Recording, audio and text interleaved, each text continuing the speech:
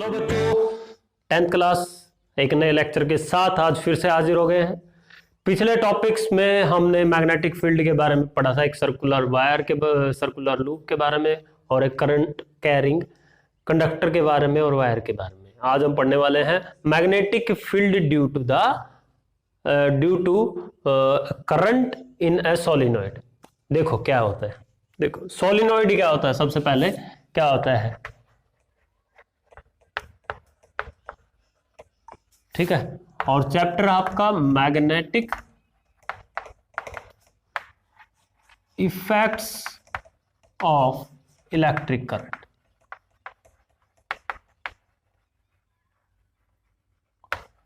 Topic आपका है आज का, जो आपका मेन टॉपिक है, magnetic field due to a solenoid.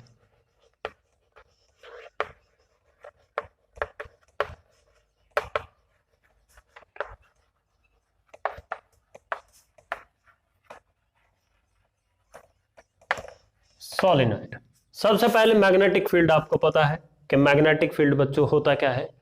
Magnetic field के बारे में हम पढ़ चुके हैं, ड्यू टू ए सोलिनॉइड। अब सोलिनॉइड क्या होता है, देखो सोलिनॉइड क्या होता है कि एक कंडक्टर के ऊपर एक वायर को लपेटना, ठीक है, और उसको किसी बैटरी से जोड़ देना।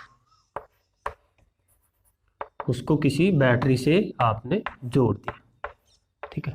ये माइनस टर्मिनल है, ये प्लस टर्मिनल है, ठीक है। करंट आपका इस तरीके से फ्लो करेगा, ठीक है। फिर यहां आ जाएगा,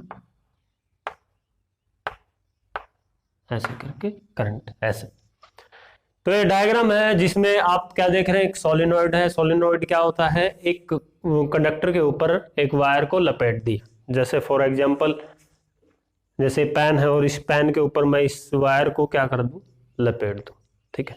ये एक सोलिनॉइड का काम करता है। इससे फायदा क्या होगा, बेनिफिट क्या होगा सोलिनॉइड तैयार करने का। आपके पास जब ये करंट इसमें से फ्लो कर रहा होगा तो यहां पर मैग्नेटिक फील्ड प्रोड्यूस हो जाएगा, ठीक है। क्योंकि एक टॉपिक में हम पढ़ चुके हैं, करंट कैरिंग कंडक्टर में जब आप करंट फ्लो करवाते हैं तो वो एक मैग्नेट की फॉर्म भी तैयार हो जाती है। तो हमें क्या देखना है, सोलिनॉइड में मैग्नेटिक फील्ड प्रोड्यूस होता है कि नहीं होता, वो इसके कॉइल के ऊपर डिपेंड करता है। कितनी कॉइल है, कितना मैग्नेटिक फील्ड ज्यादा है, वो इसके कॉइल की टर्न्स पे डिपेंड करता है। तो नंबर ऑफ टर्न्स, ठीक है, number of turns per depend करता है आपका magnetic field. Depends magnetic field,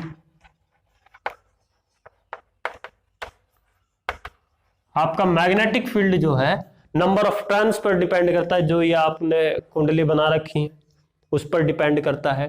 अब जब इसमें से करंट फ्लो करेगा तो इसके चारों तरफ मैग्नेटिक फील्ड भी प्रोड्यूस हो जाता है। और ये कैसे पता लगा, जब इसके पास एक कंपास लेकर आए तब उसमें डिफ्लेक्शन से हमें पता लगा। यह टॉपिक जुड़ा हुआ है कि भाई इसके अंदर साउथ पोल कौन सा बनेगा, नॉर्थ पोल कौन सा बनेगा, ये सबसे बड़ी कंफ्यूजन होती है। तो बच्चों हमारे पास ये है, जब मैग्नेटिक फील्ड जब इसके अंदर प्रोड्यूस हो जाता है तो आपको ये टर्मिनल्स आपको याद रखने। जहां ये पॉजिटिव टर्मिनल है वो साउथ बन जाता है और जहां नेगेटिव टर्मिनल है वो नॉर्थ बन जाता है। तो अब आप देखेंगे इसके पास जो भी मैग्नेट लेके आएंगे तो वो मैग्नेट किस तरीके से बिहेव करेगी, वो इन साउथ पोल पे मैग्नेट का जो मैग्नेटिक फील्ड का जो डायरेक्शन है वो इस पर डिपेंड करता है। साउथ से एंट्री होती है और नॉर्थ से आउट, नॉर्थ से निकल रही होती है, जैसा कि आप पढ़ चुके हैं, ठीक है।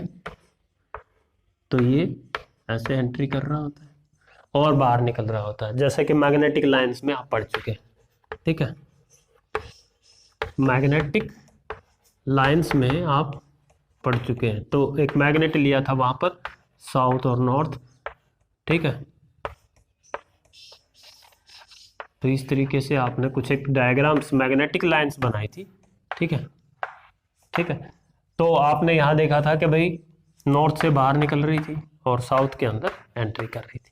ये साउथ में एंट्री करेगी तो यहां पर आप चीज देखें, एक लूप बन जाता है, सर्कुलर लूप, ऐसे किसी कंडक्टर के अंदर।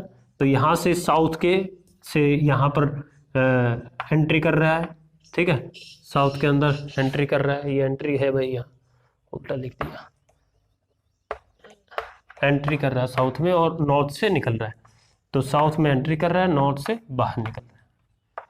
ठीक है, तो ये आपको चीज ध्यान रखनी है, ये लूप बनाते टाइम आप इसका ध्यान रखेंगे। और करंट की डायरेक्शन जब इलेक्ट्रिक मोटर करेंगे तब वहां पर बताया जाएगा कि इनका क्या फायदा है, सर्कुलर लूप की हमें क्यों जरूरत पड़ी, और जो इलेक्ट्रिकल जनरेटर है वहां पर हमें इस चीज की जरूरत क्यों पड़ती है, वहां पे हाफ डिफ्लेक्शन हाफ टर्न क्यों बनता है, उसका रीजन भी यही होते हैं, करंट की डायरेक्शन पर डिपेंड करता है।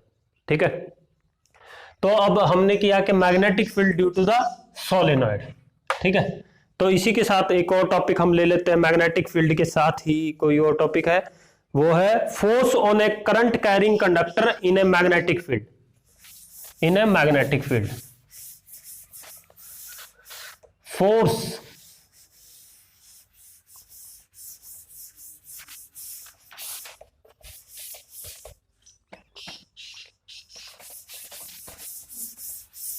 देखो बच्चों, फोर्स ऑन एक करंट कैरिंग कंडक्टर, तो अभी जो टॉपिक है वो है force on a conductor, current carrying conductor, current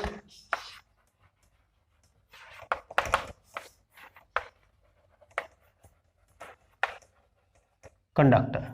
ठीक है, तो बच्चों देखो, force on a current carrying conductor. ठीक है, अब मान लेते हैं एक कंडक्टर मान लेते हैं और जिसके ऊपर हमने वायर लपेट रखी है। ठीक है, एक वायर लपेट रखी है,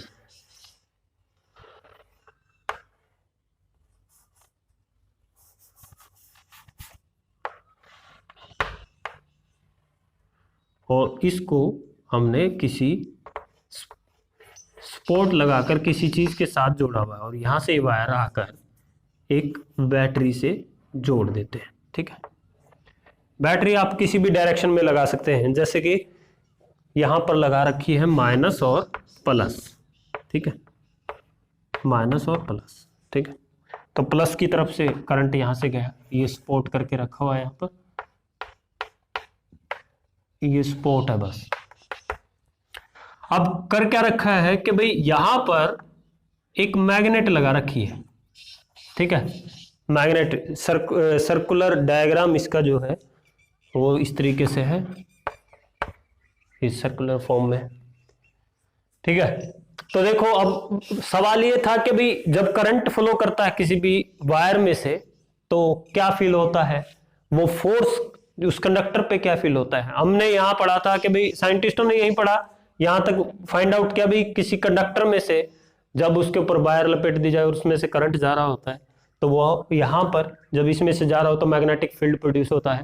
तो इसको जांचने के लिए कि भाई ये कितना कमजोर है, कितना सॉलिड है, कितना ज्यादा है, कितना इस पे फोर्स लगेगा, मैग्नेट के किस पोल से किधर जाता है, आगे आता है पीछे जाता है, ये चीज फाइंड आउट करने के लिए उन लोगों ने कितना फोर्स लगा, वो फोर्स फाइंड आउट करने के लिए यही लाइन लिखी है, force on a current carrying conductor due to a magnetic field. ठीक है, यहां पे और लिख देता हूं आगे, ड्यू टू मैग्नेटिक फील्ड।